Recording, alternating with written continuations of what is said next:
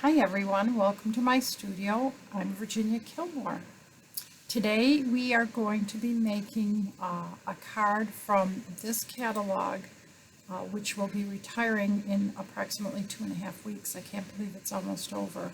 The stamp set that I'll be using will also be on sale after this post. So if you're interested, you should let me know. We are going to be using a masking technique that's kind of fun, and I'm going to show you how to use the template that I've created. If you're interested in the template, it's a freebie.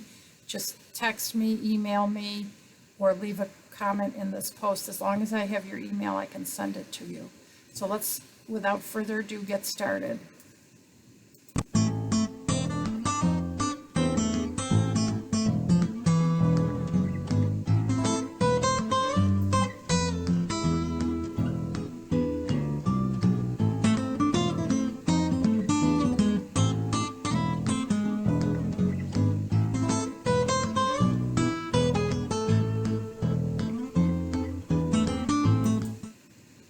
So before I forget, Whisper White cardstock has been discontinued by a company that makes it for Stampin' Up.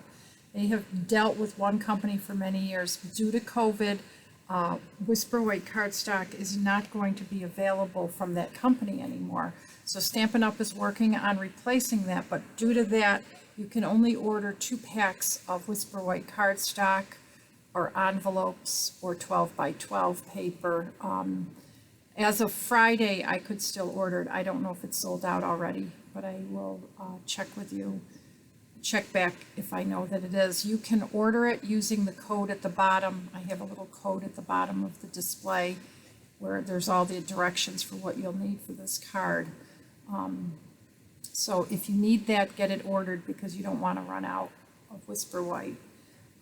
But today's card, we're using this little template that I have. Actually, I have one over here right in the card kit. And I'm going to show you how to cut that shortly. You're only going to need an 8.5 by 5.5 piece of Whisper White cardstock folded at 4 1/4. And I want to show you 3 versions of the same card. Now, this is done on a smaller piece of Whisper White cardstock, 4 by 5 1/4, but I still use the same template. And then I did a horizontal and a vertical version. I'm going to do the vertical version today to show you how I did this interesting little addition of the ribbon. But it's the same process, and you can use the same stencil for this, or template. So I'm going to take this away so I can show you how you cut this. You're going to take your cutter, and once you've cut it out to 4 1/4 by 5 1/2, you are going to line up the blue line here right with your cutting, and you're going to take your cutter, and this is what I love about our cutter. Oops, somehow it got, oh, it popped out. Okay, I got it now. You want to just lift it till you get to the spot where you want to start cutting. And you can see right here if you're cutting right to that line. Now, I may not be doing a great job because this is too far away for me to see, but I want you to see the process. So now I've cut a line that's all along there. I'm going to flip it over and do the same thing here. I do have one already cut that we can use if I mess up this one, but obviously if you were doing this at home, you'd have your head right over it and you could see. This cut is a little trickier because you have to sort of figure out where to start and stop, and you're going to have to do multiple cuts. It's actually not a bad thing to go over your cut. The only thing is you don't want to cut off the little window, this little line right there.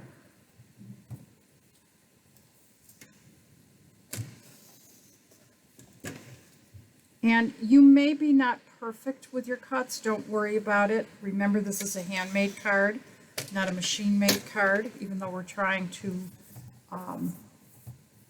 cut as carefully as we can. Same thing, pick it up, and then this is the last cut, and we'll see how it all pops out. and if I did a good job. I mean, this is far away from my eyeballs at this age. I'm going to take my snips and finish off any cuts I didn't quite get.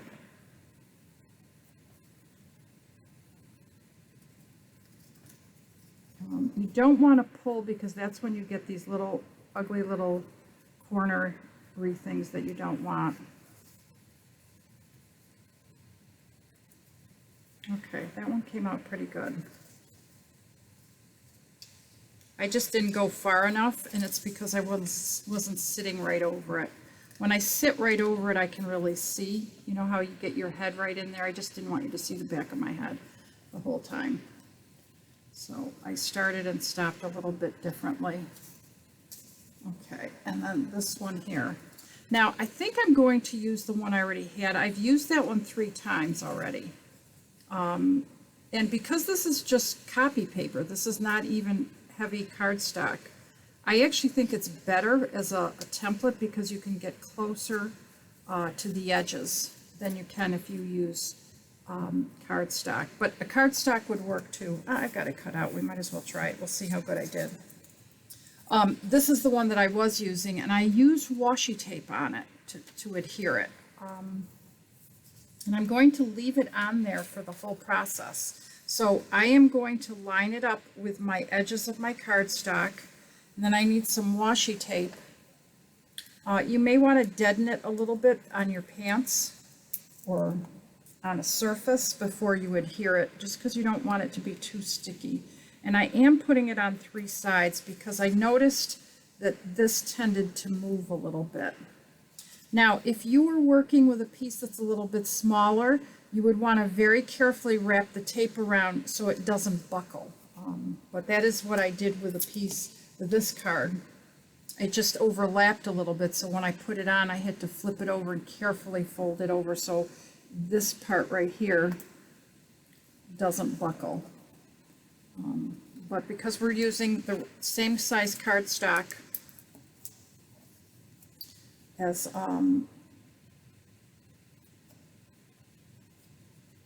you know, the template, we don't have any trouble. Now I'm going to start with Old Olive ink, and I am going to use one new thing today. I love these brushes. They come in packs of 3s, so I'm dedicating certain colors. Like for instance, this is for greens and blues. I'll have one for yellows and light colors, and then one for reds and oranges. And when you use this the first time, you have to really prime up the brush. So it may take a couple hits before you get a color that you really can see. And one of the things with this is to press lightly to begin with and then build up. Now I used this earlier today with blue, and you can't see any trace of the blue. But I want to go very softly in the beginning so I get a nice coverage and I don't get any little bloppy parts. So I've got that one. And what's nice about this is because the template is designed to be worked with, you know, at the same time, you might be going into your other square at the same time. Again, I always start off the edge and I work around, concentrating on my edges because you want those edges to be really crisp and dark when you start to stamp. Now I'm finding that I'm getting a couple little blops, so I just work over an area a little bit so that that sort of blends in. It's not as noticeable. Always start very light and slowly start applying pressure as you get more ink on there. And I'm not putting a ton of ink because I don't need it. This could have been just as nice in a blue. I could have done it in a blue so that I had green trees in there, but I decided that I wanted it this way. So I am going to take a scrap piece of cardstock just as I work my trees so that I don't get them into here, because I don't know if you could see when I did this card, I accidentally stamped the tree limb in there. So I'm going to avoid that. And so the first color I'm going to work with is Garden Green. And I am using In the Pines. I didn't even talk about this set, didn't I? So this set is for sale. It's for sale as a bundle. It'll come with all the cutters, and we used that quite a bit last week. I know you made several cards with me in that and the stamp set. And then any masks or anything that I have in there, they're yours, or any pre-cut pieces. I always have extra pieces sitting around that are quite nice. So I am using the 3 small trees and the 1 single, I don't know, sort of drawn tree instead of what I normally would use. And I am going to use the Garden Green to stamp my trees. And it will stamp differently in each spot. I think I'm going to stamp like that and then like this. Okay, last one here. Okay, didn't get that little tree in the corner, so I'm going to just go over it a little bit there. So now I'm happy with that, and now I'm going to go into my shaded spruce, which is my next color. It's the darker of the two, and I'm going to get just the little sketchy tree. And this is where I got into trouble with the branch. It doesn't happen so much when you do it horizontally because it's all covered, but I wanted to be able to do that, so I'm covering this so that it doesn't go into the next picture plane.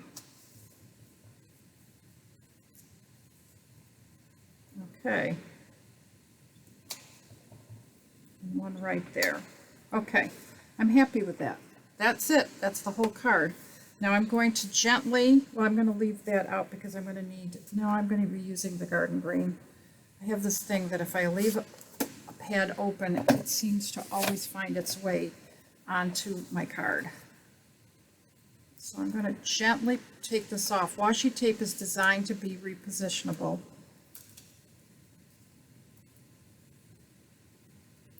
And my card is 3/4 done. I just need to embellish now and put my sentiment on.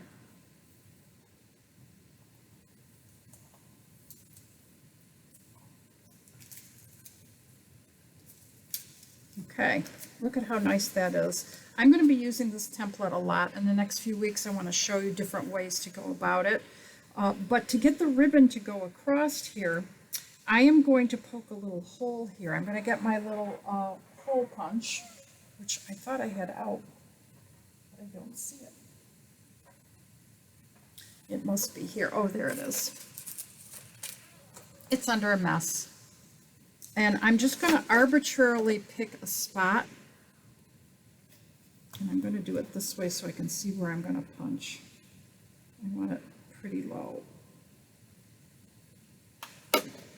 And I'm just trying to punch a tiny little hole basically in the middle of that to get my ribbon in. And then I'm going to also stamp my sentiment, which is Season's Greetings. And I should probably put it up a little bit higher than the ribbon. Okay. And then the ribbon is probably either gone or close to being gone. This ribbon is so pretty. It's called, from the grouping called All the Trimmings from the catalog. I love it because it came with a Poppy Parade as well as with the old olive. I'm going to pull a good piece out here. I'm going to show you a little trick to stick your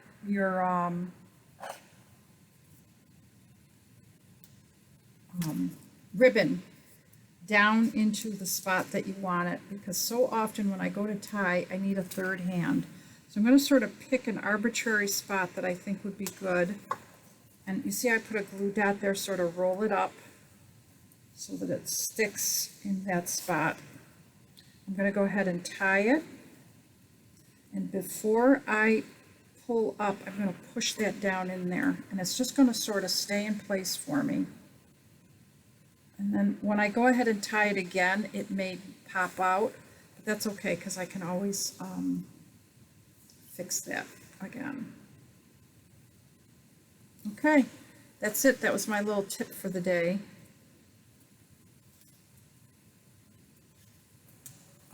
And then the last thing is to decorate. I'm going to move this up just a tad there, which means I got to move my glue dot a little bit. That was pretty good. I got pretty creative there. And I can decorate like I did here, or I can place a couple right in here, and I think that's what I'm going to do with that. And I have my little gold gems. I thought I had them laid out here. My usual mess. There they are.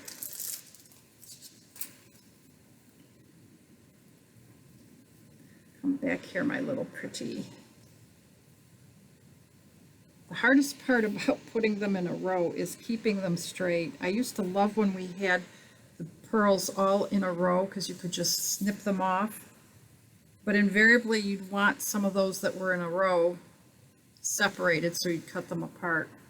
Look at how pretty that is. So simple, so nice. So the three versions of the card, this is the stepped up version where I put it on a piece of cardstock. And then this is the very simple version, and that card was done very quickly. I hope you've enjoyed today. Tomorrow I have a really quick card for you, and don't forget that if you need Whisper White, get it ordered because it's going to be gone soon. Thanks again for watching, and I'll see you tomorrow. Have a great week.